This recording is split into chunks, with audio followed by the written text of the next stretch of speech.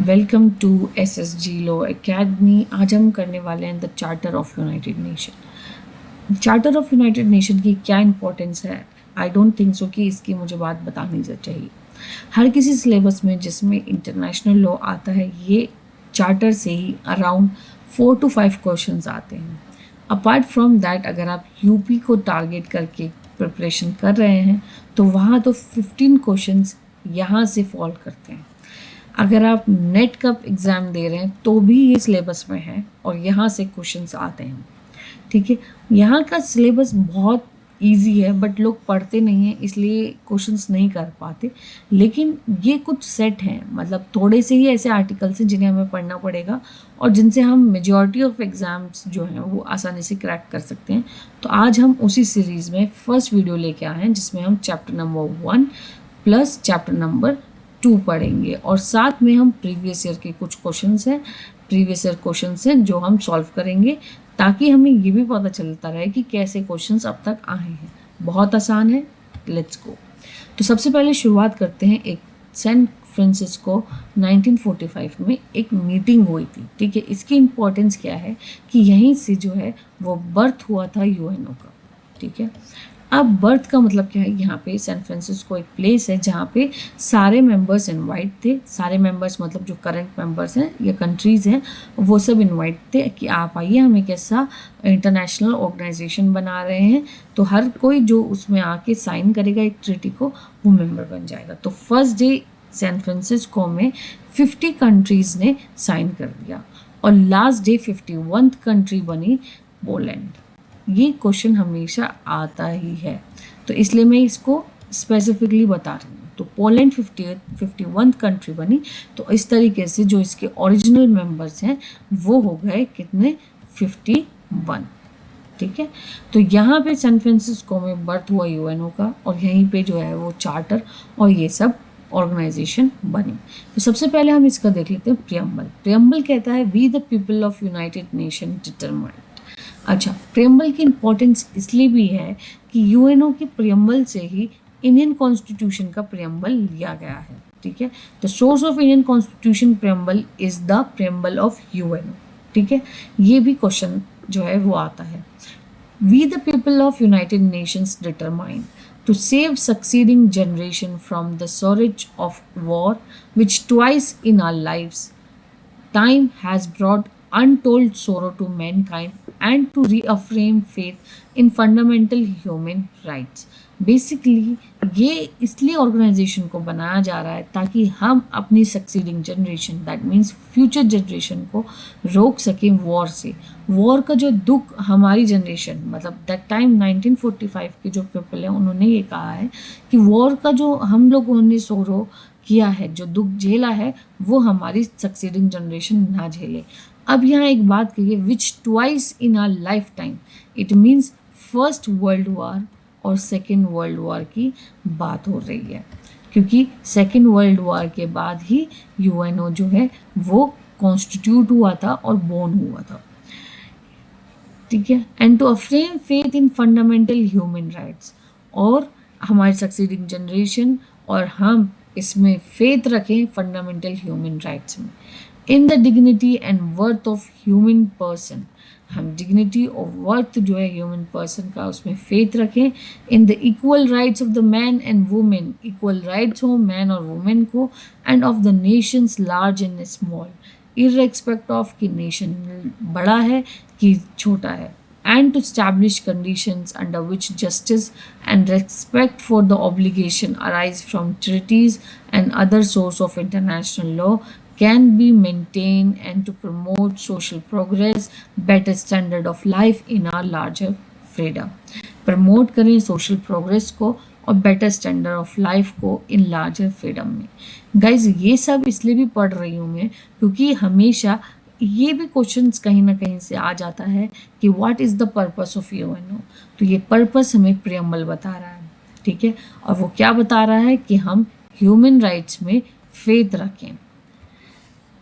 And for these ends, और इसलिए जो अभी हमने अपने मोटिव्स बताए, पर्पस बताए, ठीक है, और उसको कैसे मिलाएंगे? To practise tolerance and live together in the peace with one another as a good neighbour. हम टॉलरेंस को प्रैक्टिस करेंगे, टॉलरेट करेंगे और साथ में एक दूसरे के साथ पीसफुली रहेंगे as a good neighbour. To unite our strength to maintain international peace and security, और स्ट्रेंथ के साथ हम इंटरनेशनल पीस एंड सिक्योरिटी को इंश्योर करेंगे by the acceptance of principles and institutions of method that armed forces shall not be used and save in the common interest. और साथ में ये भी एक्सेप्ट करते हैं कि आर्म्ड फोर्सेस यूज़ नहीं करेंगे इन the common interest, and to employ international machinery for the promotion of economic, social and advancement of all the people। और एडवांसमेंट करेंगे और एम्प्लॉय करेंगे, इंटरनेशनल मशीनरीज को प्रमोट करेंगे ताकि इकोनॉमिक सोशल एडवांसमेंट हो सके हर एक पर्सन का।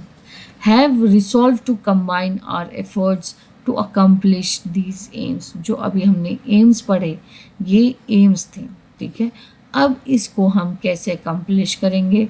Accordingly our respective governments through representatives assembled in the city of San Francisco, जिसकी हमने शुरुआत में ही बात की थी सैन फ्रांसिस्को के लिए, who has exhibited their full power found to be a good and due form, have agreed to the present Charter of United Nations and do hereby establish an international organization to be known as the United Nations। ठीक है, और एक international organisation को establish कर रहे हैं जिसे United nation कहा जाएगा। यहाँ पे एक और पॉइंट जो मैं अभी यहाँ पे बताना चाहती हूँ आपको, वो ये है कि India is also an original member. Original member मतलब फ्रॉम द स्टार्टिंग, ठीक है। Chapter number 1, Purposes and Principles. Article number 1, the purposes of United Nations. What are the purposes of United Nations? Is given under Article 21. To maintain international peace and security. International peace और security को maintain करना. To that end, और उसको कैसे international peace and security को कैसे हम execute करेंगे या कैसे हम गेन करेंगे, तो उसके लिए कहा है to take effective collective measures for the prevention and removal of threats to the peace. ठीक है, ऐसे इफेक्टिव और कलेक्टिव मेजर्स लेंगे जिससे जो उन लोगों के खिलाफ होंगे जो थ्रेट करेंगे शांति को, and for subversions of acts of aggression and to other breaches of the peace, and to bring about the peaceful means and in conformity with the principle of justice and international law, adjustment or settlement of international disputes or situation which might lead to breach of peace। ठीक है, सबसे पहले उन्होंने बताया to maintain international peace and security, और उसको हम कैसे गेन करेंगे? वो करेंगे कि हम इफ़ेक्टिव और कलेक्टिव मेजर लें इंटरनेशनल डिस्प्यूट और सिचुएशंस को जो से हम सॉल्व करें अपने मैटर्स को, और कोई भी चीज़ जो पीस को थ्रेट कर रही है, जो पीस को नुकसान कर रही है, उसको प्रिवेंट करें और रिमूव करें। सेकेंड एम जो है, सेकेंड पर्पस जो है वो है to develop friendly relation among nation based on respect for the principle of equal rights and self-determination of people, and to take other appropriate measures to strengthen universal peace। ठीक है, एक develop करें friendly relation among all the Nations. ठीक है, सारे Nations के बीच में एक फ्रेंडली रिलेशंस जो है वो बनाए, और equal right self determination of people के प्रिंसिपल पे काम करें, और ऐसे भी मेजर्स लें जिससे कि यूनिवर्सल, पूरा एक यूनिवर्सल पीस हो, पूरे हमारे ग्लोब को पीसफुल मिले। टू अचीव इंटरनेशनल कोऑपरेशन, ठीक है, एक इंटरनेशनल कोऑपरेशन को अचीव करें in solving international problems of an economic, social, cultural, humanitarian character, and to promote and encourage respect of a human rights and for the fundamental freedoms for all without distinct as to race, sex, language or religion। एक international cooperation को achieve करें irrespect of और without any discrimination। In short ये कहा है। And fourth point कहा है to be a center for harmonize the action of nations in the attainment of these common end। और एक हार्मोनाइज एक्शन बनाए इर्रेस्पेक्ट ऑफ कि हम कितने पावरफुल हैं, हम लड़ाई करें, नहीं, एक हार्मोनाइज मतलब दोनों म्यूचुअली बैठ के ऐसे एक्शंस लें ताकि हम ये सब पर्पसेस को अचीव कर पाएँ। तो बेसिकली यहाँ पे 4 ऐसे पर्पसेस हैं जो यूएनओ के हैं। सबसे पहला है to maintain international peace and security, maintain करें इंटरनेशनल पीस और सिक्योरिटी को, डेवलप करें फ्रेंडली रिलेशन अमंग नेशंस को, फिर है टू अचीव इंटरनेशनल कोऑपरेशन को, एंड फोर्थ है to be a centre of harmonising the action of nation. तो ये बहुत बार क्वेश्चन जो है वो ऐसे ही आ जाता है, ठीक है। Article number 2, the organization and its members in pursuit of the purposes stated in article 1 shall act in accordance with the following principle। basically article 1 में तो पर्पसेस दे दिया, ठीक है, पर्पसेस दे दिया। अब उस पर्पसेस को हम कैसे अचीव करें, ठीक है, कैसे हम उसको परसूड करें, तो वो है how to achieve purposes, article number 2 बता रहा है, ठीक है। या हाउ टू अचीव के साथ है कह दो कि ऑन व्हाट प्रिंसिपल्स, क्या प्रिंसिपल्स पे जो है वो अचीव किए जाएंगे वो पर्पसेस। तो सबसे पहला है to organisation, the organisation is based on the principle of sovereign equality of all and its member. सबसे पहले हमारा जो ऑर्गेनाइजेशन यूएनओ हम बना रहे हैं वो इस प्रिंसिपल पे रहेगा कि जो प्रिंसिपल ऑफ सॉवरेनिटी इक्वालिटी है वो सारे मेंबर्स की है। all members in order to ensure to all of them the rights and benefits resulting from membership, ठीक है, सारे members को इंश्योर किया जाता है कि उन सबको राइट्स और बेनिफिट्स मिलेंगे जो इस मेंबरशिप से मिलते हैं, and shall fulfil good faith in the obligation assured by them in accordance with the present charter, कि वो फुलफिल करें गुड फेथ और ऑब्लिगेशन में। All members shall settle their international disputes by peaceful means in such a manner that international peace and security and justice are not endangered, ठीक है। और सारे members ये settle करें कि इंटरनेशनल डिस्प्यूट्स को वो पीसफुल तरीके से सॉल्व करेंगे और इंटरनेशनल पीस, सिक्योरिटी या जस्टिस को कोई एंडेंजर नहीं है। ये सब प्रिंसिपल्स हैं जिससे हम purpose of the UNO achieve कर सकते हैं। All members shall refrain in their international relation from threat or use of force against the territorial integrity or political independency of any act or in any other manner inconsistent with the purpose of UNO, ठीक है। तो वो अपने आप को force से बचाएंगी और साथ में कोई भी ऐसा एक्ट नहीं करेंगी जो इनकंसिस्टेंट हो द पर्पसेस ऑफ यूएनओ। अब अगर आप ये सोचो यूएनओ के हम मेंबर नहीं होते तो जिस हिसाब से पाकिस्तान और इंडिया के बीच में एक टेंशन क्रिएट रहती है, तो आपसे तो कितने दिन पहले लड़ाई हो जाती। या जैसे अगर आप कहें यूएसए और रशिया के बीच में यूएसएसआर के बीच में कितना डिस्प्यूट रहता तो भी हो जाती, लेकिन क्यों नहीं हो रही? क्योंकि वो सब लोग एक यूएनओ के मेंबर हैं, ठीक है, और वो इंटरनेशनल रिलेशंस बनाना चाहते हैं। क्योंकि आप लोगों ने देखा होगा बहुत बार ऐसा हुआ है जब किसी कंट्री ने किसी के ऊपर अटैक कर दिया है तो उसको बाइकआउट कर देते हैं अदर कंट्रीज, ठीक है, क्योंकि ये लोग क्या करते हैं, फोर्स के अगेंस्ट है।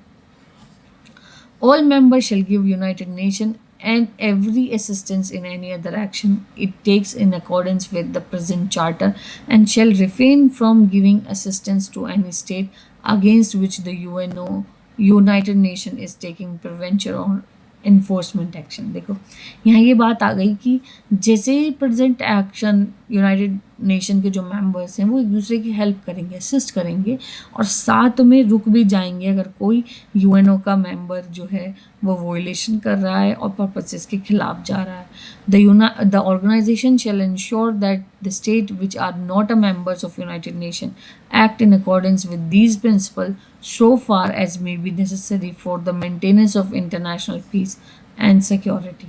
और हर एक और ये ऑर्गेनाइजेशन भी इंश्योर करेगा कि हर एक मेंबर जो है वो अकॉर्डिंग टू द प्रिंसिपल ही काम कर रहा हो।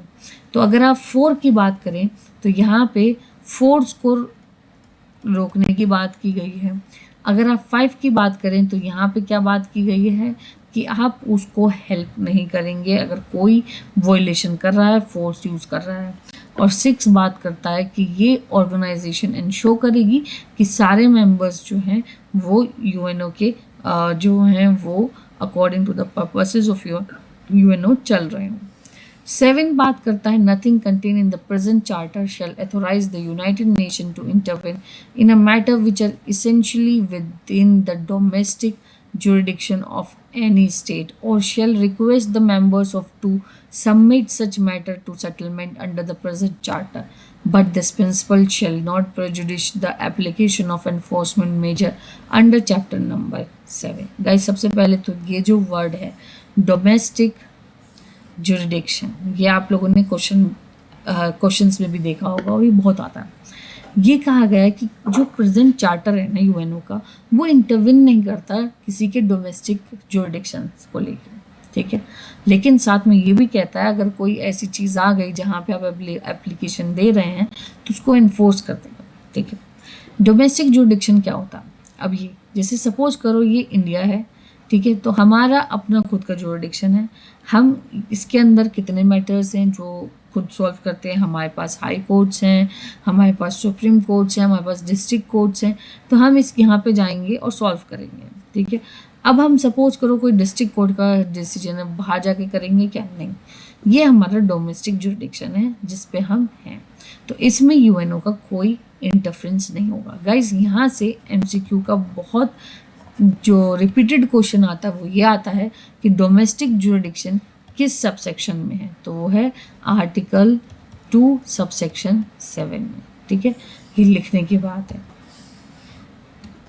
आर्टिकल 2 सबसेक्शन 4 में फोर्स को यूज करने से मना कही गई है, तो ये दोनों इस तरीके से, क्योंकि यूज ऑफ फोर्स और थ्रेड कर रहा हो फोर्स यूज करने की, तो वो उसको रिस्ट्रिक्ट करते हैं। तो ये दोनों इस हिसाब से बहुत इंपॉर्टेंट सब क्लोजेस हो गए। अब हम बात करते हैं chapter number 2 membership. Chapter number 2 membership. Membership means UNO के मेंबर्स कैसे बने और क्या मेंबरशिप के रिगार्डिंग रूल्स हैं, ये सब चैप्टर नंबर 2 में दी गई, जिसका फर्स्ट आर्टिकल बात करता है the original members of the United Nation shall be the state which having participate in the United Nations Conference on International Organization at San Francisco or having previously signed the Declaration of United Nations of January 1, 1942, sign the present charter and ratify it according with the Article 110. तो basically original member. Article 3 क्या बात करता है? बात करता है original member, ठीक है। ये मैं क्यों लिख रही हूँ वो मैं लास्ट में बताऊंगी, ठीक है। ओरिजिनल मेंबर्स, तो ये ओरिजिनल मेंबर्स कौन है? जो सैन फ्रांसिस्को कॉन्फ्रेंस में, ठीक है, पार्टिसिपेट किया था और साइन किया था। पार्टिसिपेट ही नहीं, साइन किया था। और ये जो कॉन्फ्रेंस हुई थी या तो 1945 में हुई थी, या तो उसने यहाँ पे साइन किया हो, या जनवरी 1 जैन 1942 में जो डिक्लेरेशन ऑफ यूनाइटेड नेशंस हुआ था वहाँ पे अगर साइन किए गए हैं तो ये लोग क्या हो जाएंगे? ओरिजिनल मेंबर्स हो जाएंगे। Guys, India is also an original member, याद रखना, इंडिया एक ओरिजिनल मेंबर रही है। और लास्ट ओरिजिनल मेंबर कौन थी? 51st जो कंट्री रही वो थी पोलैंड, ठीक है, ये याद रखना। पोलैंड 51 थी और हमारी इंडिया भी ओरिजिनल मेंबर थी। और आर्टिकल नंबर 3 में बात करते हैं ओरिजिनल मेंबर की, ठीक है। Article number 4, the membership in the United Nations is open to all other peace-loving states which accept the obligation contained in the present charter and in the judgment of the organization are able and willing to carry out these obligation. तो article 4 बात करता है new members की, ठीक है, या membership के admission की, ठीक है, मेंबरशिप के लिए, न्यू मेंबर्स के लिए, ठीक है, कैसे आप मेंबर्स बन सकते हो, ठीक है। तो मेंबरशिप ओपन है यूएनओ की सबके लिए, हर एक स्टेट जो पीस लविंग हो, पीस लविंग, ये याद रखना, पीस लविंग। अब जैसे सपोज करो, यहाँ एग्जाम्पल ले लो नॉर्थ कोरिया की, ठीक है। North Korea is not the member of UNO, लेकिन अगर नॉर्थ कोरिया को यूएनओ का मेंबर बनना है तो उसको पीस लविंग बनना पड़ेगा। उसको अपने यहाँ पे जो थ्रेड, अपने यहाँ पे नहीं, थ्रेड जो उसका है इंटरनेशनली, उसको ख़त्म करना पड़ेगा, पीस लविंग बनना पड़ेगा। और साथ में जो प्रेजेंट चार्टर है यूएनओ का, उससे ऑब्लिगाइड होगा, उससे अपने आप को बांधेगा, ठीक है। The admission of any such state to membership in the UN will be effected by the decision of General Assembly upon the recommendation of Security Council, ठीक है। अब ये है इम्पोर्टेंट कि नया मेंबर अगर ऐड होगा तो वो कैसे इफेक्ट होगा, तो डिसीजन लेंगे कौन, तो यहाँ डिसीजन लेंगे general assembly with the recommendation of Security council. General assembly with the recommendation of Security council, star लगा लो। इस तरीके से न्यू मेंबर जो है वो मेंबर बन जाएगा यूनाइटेड नेशन का। एग्जाम्स में आता है। आर्टिकल नंबर 5 बात करता है the members of United nation against which prevention or enforcement action has been taken by the Security Council may be suspended from the exercising of the rights and privileges of a membership by General Assembly upon the recommendation of Security Council. The exercise of these rights and privilege may be restored by Security Council. तो ये article 5 बात करता है suspended membership, ठीक है। Members, suspended members, तो कौन suspend करेगा, सिक्योरिटी काउंसिल सस्पेंड करेगी। लेकिन किसके, सिक्योरिटी काउंसिल किसको रिकमेंड करेगी, जनरल असेंबली को रिकमेंड करेगी, और तब एक म्यूचुअल डिसीजन लिया जाएगा और वो मेंबर जो है वो सस्पेंड हो जाएगा। तो सस्पेंड किस वजह से होगा, अगर उसने कोई प्रिवेंशन या इन्फोर्समेंट एक्शन जो सिक्योरिटी काउंसिल ने लिया है उसके अगेंस्ट गया है, यूएनओ के अगेंस्ट गया है, तो that member will be suspended. और ये डिसीजन लेगा कौन, General Assembly upon the recommendation of Security Council. बहुत इंपॉर्टेंट है गाइज, इसलिए मैं यहाँ पे हाईलाइट भी कर रही हूँ। Article number 6, a member of United Nation shall persistently violates the principles contained in the present charter may be expelled from the organization by General Assembly upon the recommendation of Security Council। तो article 6 बात करता है expelled member की। तो expelled किया जाए, अगर आप यूएनओ का बार बार वॉयलेट कर रहे हैं, उसके प्रिंसिपल्स को वॉयलेट कर रहे हैं, तो general Assembly upon the recommendation of Security council expelled कर सकती है। तो ये आर्टिकल 6 बात करता है एक्सपेल्ड मेंबर्स के, ठीक है। तो इस तरीके से हमने मेंबरशिप के बारे में बात करी। एक सेकेंड से और कर दूं कि ये भी general Assembly upon the recommendation of Security Council, ठीक है, सिक्योरिटी काउंसिल के रिकमेंडेशन पे। अब अगर आप देखें तो ओरिजिनल मेंबर्स आए, तो वो भी कैसे आए, वो भी आए अगर सैन फ्रांसिस्को में जो कॉन्फ्रेंस हुई थी उसमें जिन्होंने साइन किया था, या डिक्लेरेशन ऑफ यूनाइटेड नेशन जो 1 जनवरी 1942 को हुआ था उसको साइन किया हो, तो इस तरीके से आप ओरिजिनल मेंबर बनते हो, ठीक है। मेंबर, न्यू मेंबर बनने के लिए general Assembly upon the recommendation of Security council decision लेगी, तब न्यू मेंबर बन सकते हैं, और साथ में आपको पीस लविंग होना चाहिए, ठीक है।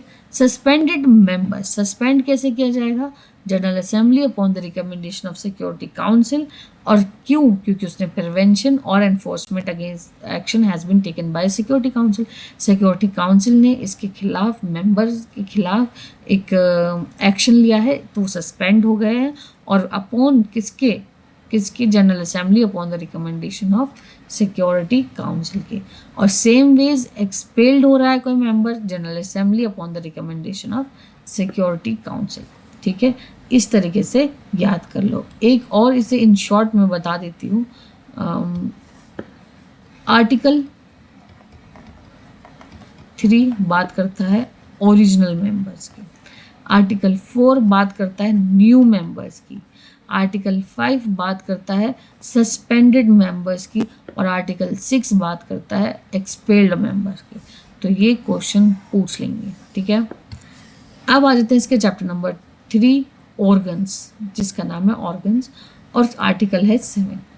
There are established as the principal organs of United Nations: the General Assembly, Security Council, and Economic and Social Council, Trusteeship Council, and International Court of Justice. A secretariat. Such subsidiary organs may also be found necessary, may be established in the accordance with the present charter. अच्छा, अब यहाँ देखें तो there are 6 organs of UNO. ठीक है, कितने organs हैं? 6.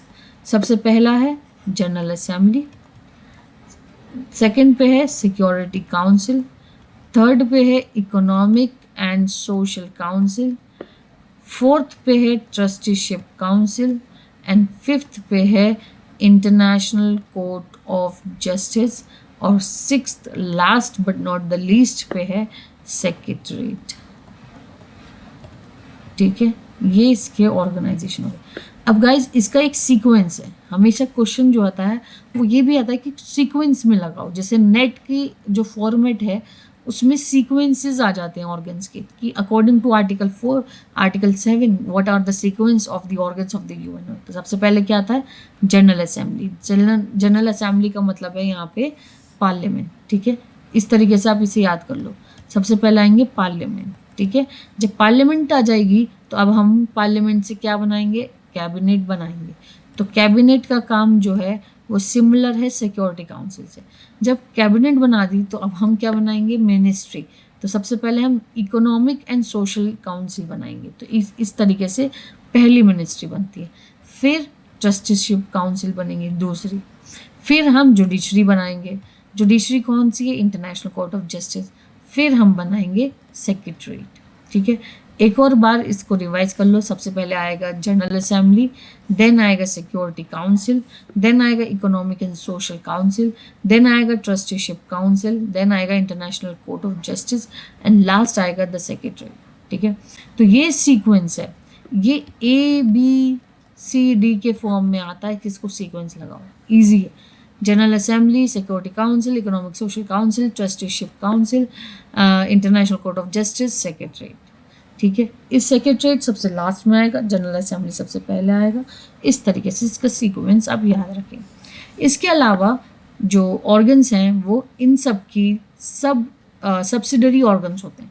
Suppose करो जनरल असेंबली है, तो जनरल असेंबली के बहुत सारे सब ऑर्गन्स होंगे, सबऑर्डिनेट ऑर्गन्स होंगे जो वेरियस फील्ड में काम करेंगे. जैसे सपोज कर WTO, वर्ल्ड ट्रेड ऑर्गेनाइजेशन, ये सब ऑर्गन है किसका? जनरल असेंबली का, जो ट्रेड से काम करता है. ठीक है, ये WFO, वर्ल्ड फूड ऑर्गेनाइजेशन, जो फूड से रिलेटेड काम करता है, ये भी सब ऑर्डिनेट है किसका? सब ऑर्गन है किसका? जनरल असेंबली का. ऑर्गन का ही सब ऑर्गन होना. ठीक, तो ऐसे भी जो हैं ये सब भी ऑर्गन्स रहेंगे यूएनओ के.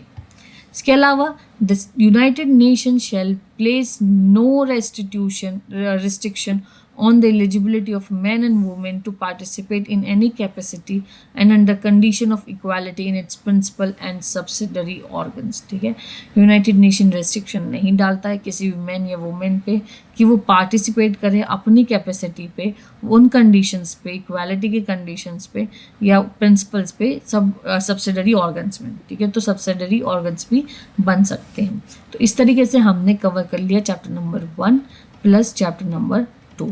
तो अब मैंने कुछ क्वेश्चंस प्रीवियस ईयर के निकाले हैं, जिसमें कि फर्स्ट क्वेश्चन है आर्टिकल 1 से लेके 8 तक. तो सबसे पहला क्वेश्चन जो है वो है, which of the following is not a purpose of United nation under article 1. क्या फॉलोइंग थिंग्स में से पर्पस नहीं है यूनाइटेड नेशन का? अब वापस आ जाओ, जो हमने शुरुआत में करी थी कि पर्पसेस क्या हैं. तो पर्पसेस थे 4.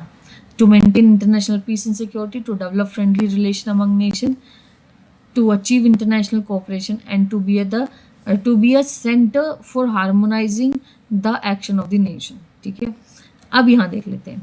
To achieve international cooperation in solving international problems of social character, to bring about adjustment of international disputes by peaceful means, to develop friendly relation among nations, to ensure democratic government and rule of law in the state of world. तो अगर हम देखें तो हमारे जो ये 3 हैं ये बात करते हैं किसकी? प्रिंसिपल्स की, पर्पसेस की, बट ये 4th वाला फुलफिल नहीं करता. ठीक है, तो जैसे मैंने बताया था इस तरीके से क्वेश्चन आते हैं. और यही क्वेश्चन प्रीवियस ईयर में आ चुका है और इस तरीके से आया है। 4 प्रिंसिपल्स हैं याद रखने की, और ये चौथा जो है ये आउटसाइड से आया कि डेमोक्रेटिक और रूल ऑफ लॉ की तो कहीं बात नहीं करी हुई, तो इसलिए इसका आंसर 4 गलत है। A new member of United Nation is admitted by, तो अभी वापस आ जाओ न्यू मेंबर पे, तो न्यू मेंबर हमें कहाँ मिल रहा है? न्यू मेंबर हमको मिल रहा है 4 में, तो सीधा आ जाओ 4 में, ठीक है। 4 में न्यू मेंबर मिल रहा है और कैसे हम उसको एडमिट कर रहे हैं? General Assembly upon the recommendation of Security Council, ठीक है। अब ये क्वेश्चन आया कि कैसे एडमिट होगा? जनरल असेंबली से नहीं, सिक्योरिटी काउंसिल से नहीं, general assembly on the positive recommendation of the security council, general assembly on the positive recommendation of the security council including conquering vote of permanent members, ठीक है। अब जब हम आगे पढ़ेंगे तो मैं आपको बताऊंगी कि परमानेंट मेंबर्स क्या होते हैं। देयर आर 5 परमानेंट मेंबर्स और सिक्योरिटी काउंसिल जो है वो 15 मेंबर्स से मिलके बनती है, जिसमें 5 परमानेंट है प्लस 10 नॉन परमानेंट है। तो ये 5 परमानेंट मेंबर्स के पास वीटो पावर भी होती है और इनके हर एक डिसीजन में पॉजिटिव ही वोट्स होने चाहिए। अगर उन्होंने एक भी वोट खिलाफ कर दी तो वो डिसीजन नहीं होते, ठीक है। अब यहाँ पे हमने पिछली बार ये तो पढ़ लिया कि न्यू मेंबर जो है according to 4 new member add हो जाएगा upon General Assembly upon the recommendation of Security Council, लेकिन पॉजिटिव रिकमेंडेशन होनी चाहिए पहली बात, और दूसरा जो उसके परमानेंट मेंबर्स हैं उन सब की वोटिंग यहाँ पे ऑलरेडी होनी चाहिए, तो 5 तो होने ही चाहिए। अब रिमेनिंग बचे 10 और 15 का अगर 9 हमें मेजॉरिटी लानी है तो उसके लिए रिमेनिंग 4 हमें नॉन परमानेंट से होने चाहिए, तो इसलिए इसका आंसर है 4। Which article of UN charter relates to domestic jurisdiction? ये मैंने स्पेसिफिकली आपको करवाया था कि इसको आप स्पेसिफिकली टिक लगा लें, ठीक है। तो वो था ये 2(7) डोमेस्टिक जुरिडिक्शन की बात कर रहा है, आर्टिकल 2 सबसेक्शन 7, ठीक है, जैसे मैंने स्पेसिफिकली लगाया था, तो आप यहाँ पे सीधा चाहिए और टिक लगा लीजिए डोमेस्टिक जुरिडिक्शन से।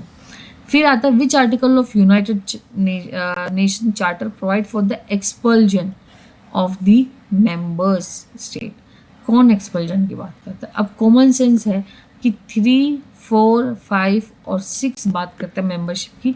3 में हमने ओरिजिनल मेंबर्स देखे थे, 4 में हमने न्यू मेंबर्स देखे हैं, 5 में हमने सस्पेंडेड मेंबर्स के बारे में पढ़ा है और 6 में हमने एक्सपल्जन मेंबर्स के बारे में पढ़ा। तो therefore the answer is 6। Judicial organ of United nation, United Nation का जुडिशियल ऑर्गन्स क्या है? तो इसका है इंटरनेशनल कोर्ट ऑफ जस्टिस, क्योंकि इंटरनेशनल कोर्ट ऑफ जस्टिस किस में दिया गया है? दिया गया है 7 में, आर्टिकल 7 में ऑर्गन्स में हमने इंटरनेशनल कोर्ट ऑफ जस्टिस पढ़ा है। International court of Justice organ भी है यूनाइटेड नेशन का और इंटरनेशनल कोर्ट है to solve the disputes. Which one of the following is not an organ of the United Nation? ठीक है, Economic and Social Council, International court of Justice, Trusteeship Council और World Health Organisation. तो guys World Health Organisation organ नहीं है, सब organ है, और वो भी किसका? जनरल असेंबली का, ठीक है। जनरल असेंबली का एक ऑर्गन है, सब ऑर्गन है सॉरी, वर्ल्ड हेल्थ ऑर्गेनाइजेशन जो हेल्थ के रिगार्डिंग वर्क करती है पूरे दुनिया में। Economic and Social Council, International court of justice and trusteeship council members हैं। तो इस तरीके से अगर आप सीक्वेंस देखें members of the United nation, तो सबसे पहले आता है जनरल असेंबली, फिर आता है सिक्योरिटी काउंसिल, फिर आता है इकोनॉमिक एंड सोशल काउंसिल, फिर आता है ट्रस्टीशिप काउंसिल, फिर आता है इंटरनेशनल कोर्ट ऑफ जस्टिस और लास्ट में आता है सेक्रेटरीट। तो ये सीक्वेंस भी याद रख लो, और ये किसके अकॉर्डिंग हो रहा है? आर्टिकल 7 के। अब नेक्स्ट चैप्टर में भी हम नेक्स्ट वीडियो लेके आएंगे जिसमें हम इसके कुछ और पर्टिकुलर, जैसे जनरल असेंबली है तो पर्टिकुलर ऑर्गन के बारे में आएंगे, तो जो हम जनरल असेंबली के बारे में बात करेंगे, then security council, then economic social council, then trusteeship, international court of justice and secretariat, इन सब के बारे में एक सेपरेट वीडियोज़ होंगी जो हम आगे पढ़ने वाले हैं और हमारी सेपरेट प्ले लिस्ट रहेगी। Thank you.